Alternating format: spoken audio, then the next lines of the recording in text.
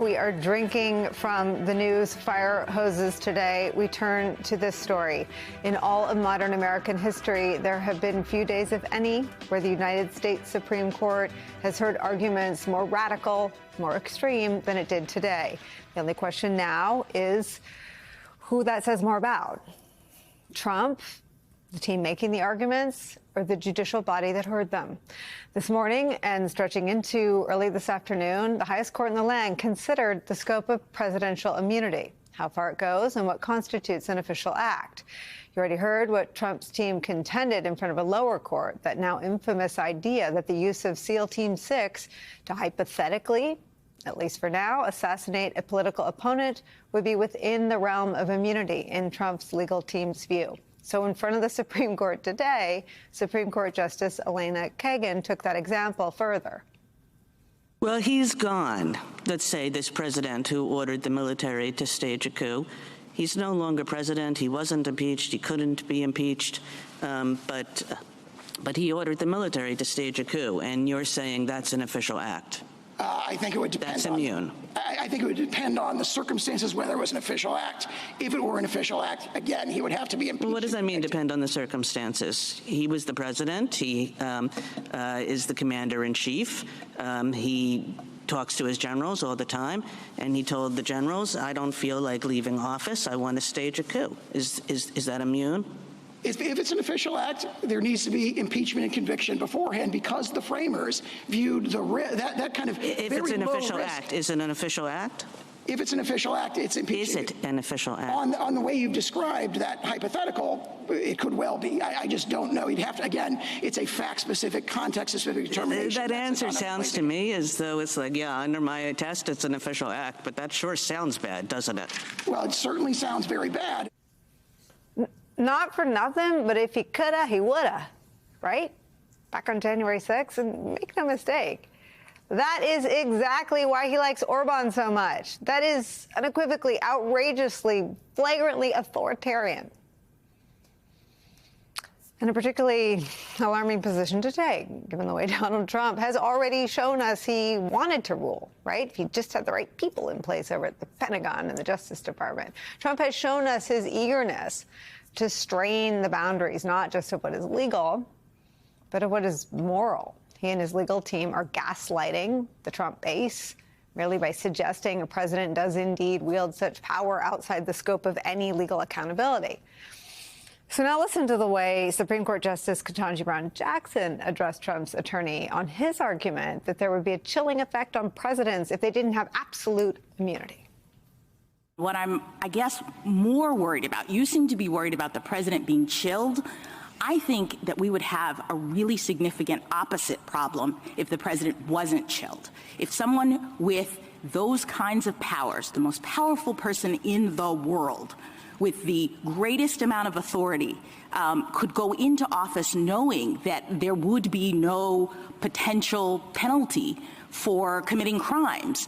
I'm trying to understand what the disincentive is from turning the Oval Office into, the seat of criminal activity in this country.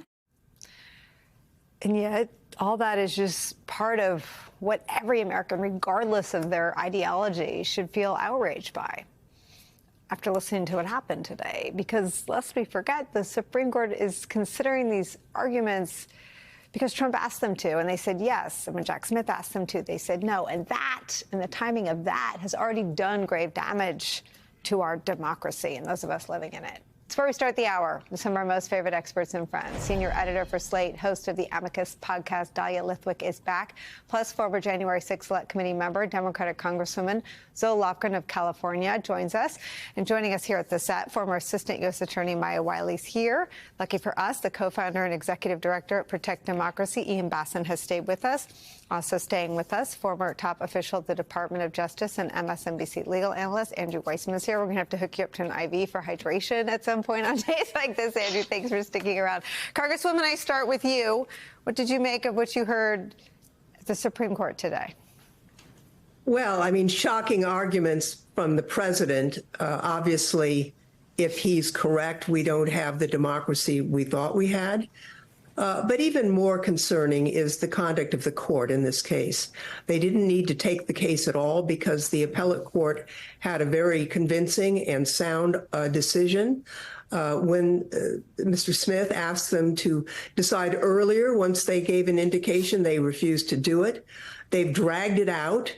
And it looks like, I mean, I hope I'm wrong, that rather than decide the case before them, they're going off on tangents that will lead to further delay. And I've got to think about my friend and former colleague, Liz Cheney. It can't be in our system that a president who tried to overturn the government to stay in power will not be tried before the next election.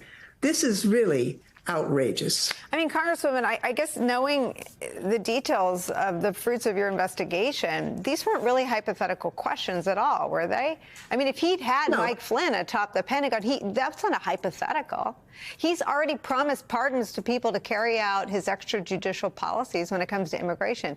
We are in post-extrajudicial Donald Trump territory, and I thought there was almost a kabuki element to the questions and answers. Well, it was disappointing. And certainly Trump has always made clear what he intends to do. The problem is when we in America don't believe him. He has indicated an intention to be dictator on day one. He said that he intends to, these are his words, terminate parts of the Constitution. You know, he doesn't intend to live under the rule of law. Is a grave threat to the constitutional order.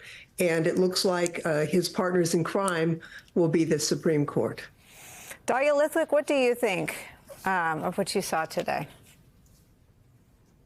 I mean, I was one of those chumps, I guess, you know, Andrew copped to it in an earlier segment, who genuinely believed that the court was partisan. Yes, we've seen that for a long time, but I didn't think they were lawless. And I was one of the folks who said, you know, I don't think there's more than 3 votes for lawlessness. And I didn't think that some of the justices who appeared today to just bat away any serious reckoning with January 6th, and they did that, by the way, in the Anderson trial, too, that Colorado ballot trial. They just don't want to think about the events of January 6th. And they said so explicitly today. Justice Gorsuch, Justice Kavanaugh were just like, oh, no, this isn't about that. We're making rules for the ages. We have to deal with these thorny, you know, constitutional questions. And so in declining to look at or see what Justices Jackson and Kagan and Sotomayor were saying over and over about what happened that day, what Trump, as you said, actually did, they flipped the whole thing on its head, and it turned into a deeply, deeply strange referendum on whether it's worse to go after Donald Trump for what he did, or to allow rogue prosecutors to meanly, deep stately, you know, viciously over-prosecute presidents with vague statutes. And I think I counted maybe 5 votes for the proposition that we would not want to chill presidents from criming because they might get really mad after, as Justice Alito said, and refuse to leave office.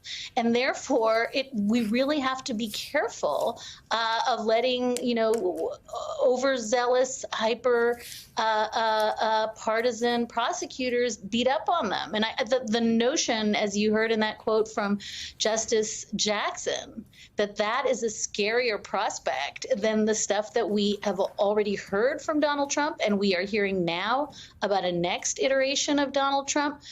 The notion that the real fear here is the witch hunt is bone-chilling and deeply surprising to those of us who were institutionalists right down to the wire.